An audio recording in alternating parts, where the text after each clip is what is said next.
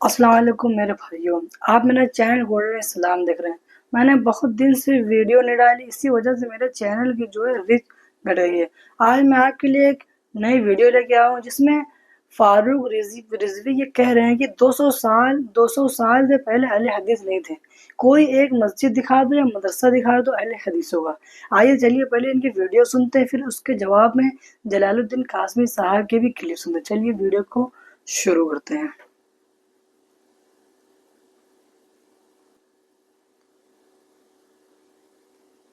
اب میں کہتا ہوں دعوے سے قسم خدا کی، اگر اہل حدیث سن رہے ہو، اگر یہ اپنے باپ کی اوریجنل اولاد ہو،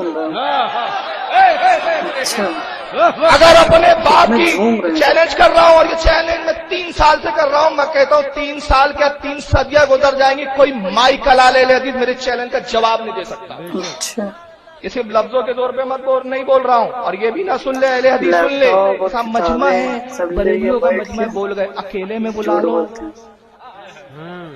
کمرے میں مناظرہ کروا لو، 13 مولوی اور میں اور ایک ویڈیو کیمرہ جو سب کبھی جھوٹ نہیں بولتا، سب سچ ریکارڈ کریں گے۔ اب چیلنج سنیں گے آپ؟ اگر تم اپنے باپ کی اوریجنل اولاد ہو اور تم کہتے ہو ہم حق پر، میں کہتا ہوں تم نے اپنی اصل کو چھوڑا۔ 1857 سے پہلے تم ہندوستان میں اپنا ایک مدرسہ دکھا دو،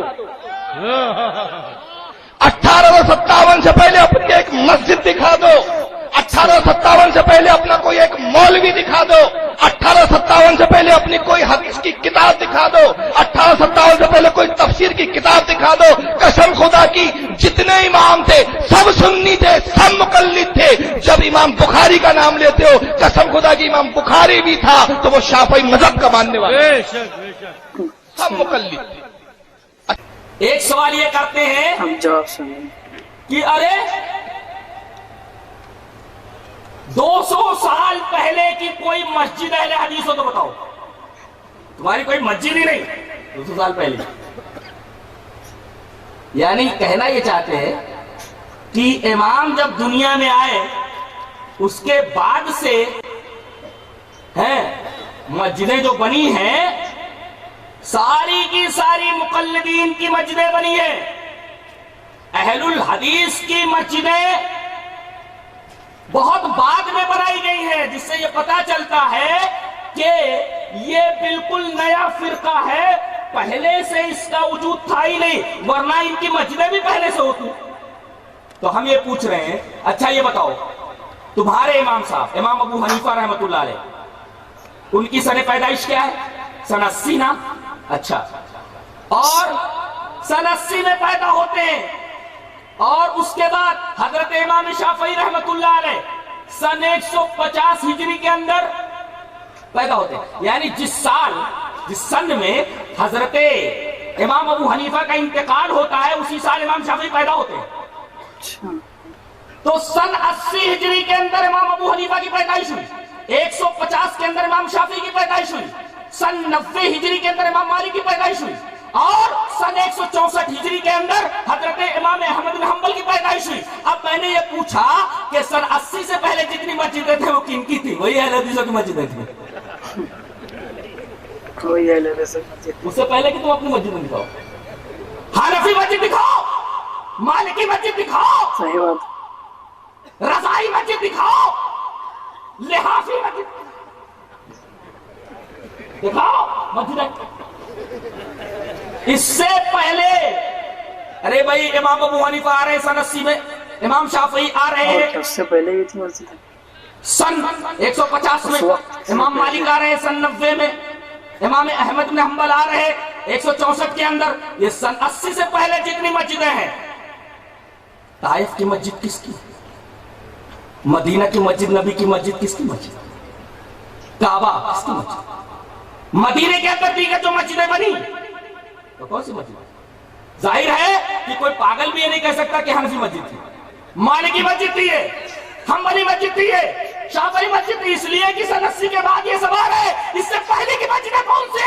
وہ اہل الحدیث مسجد۔ ایک مثال دیتا ہوں، کہنے لگے مثال دیتے ہیں، ایک سمندر ہے، کیا مثال دیتے ہیں؟ ایک سمندر ہے، ٹھیک ہے بھائی سمندر ہے، اس سے 4 نہریں نکلی، 4 امام کہتے ہیں کہ ایک سمندر ہے جس سے 4 نہریں نکلی، ایک ایک نہر سے اپنے اپنے ذوق کے مطابق لوگ پانی پی رہے ہیں، یہ 5واں فرقہ کہاں سے آ گیا؟ تو جلال الدین قاسمی نے کہا کہ 5واں فرقہ بتاؤں کہاں سے آ گیا؟ وہی سمندر ہے، وہ جہاں پہ 4 نہر نکلی۔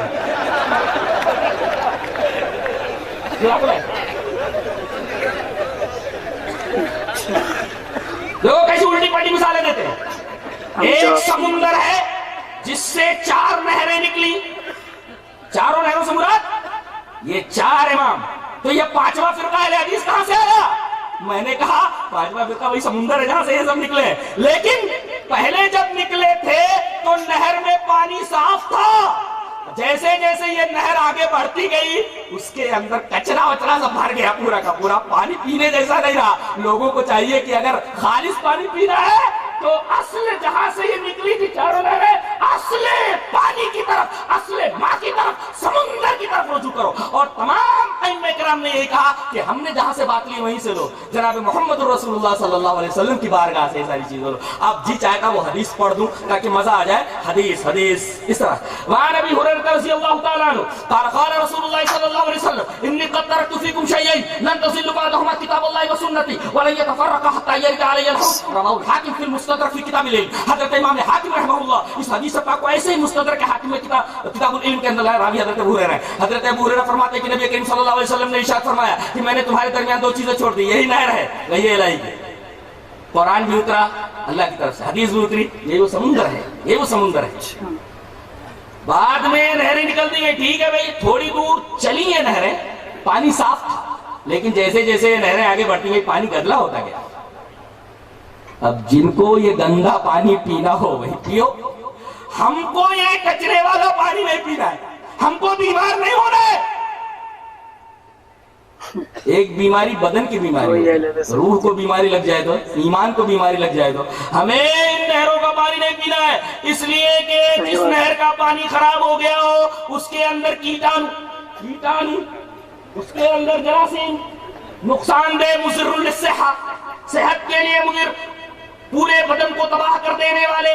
جب آدمی گندا پانی پینے کے لیے راضی نہیں ہوتا، بسلری مانگتا ہے، دین کے بارے میں گندا پانی پینے کے لیے تو تیار ہو جاتے ہو، شرم نہیں آتی تم کو؟ حیا نہیں آتی؟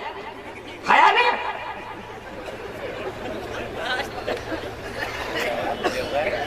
بسلری پیتا ہے پانی اپنا جسم بچانے کے لیے، لیکن اپنا ایمان بچانے کے لیے اپنے ایمان کی فکر، بدن کی فکر کر رہا ہے تو بسلری پی رہا ہے، لیکن اپنے ایمان کی فکر اسے نہیں ہے، کہیں سے بھی پانی پی لیتا، کہیں سے بھی پانی پی لیتا۔ تو دوستو آپ نے سنا کہ کس طرح جلال الدین قاسمی صاحب نے یہ رضوی کو کتنا تگڑا جواب دیا، قرآن و حدیث کی روشنی میں اور تاریخ کے حساب سے بھی اس کو یہ بتلا دیا کہ سب سے پہلے اہل حدیثی تھے، اور اصل فرقہ جو ہے اہل حدیث ہے، بلکہ اہل حدیث فرقہ نہیں، وہ اصل ہے۔ چلیے اپنی ویڈیو کو ہم یہیں سے ختم کرتے ہیں۔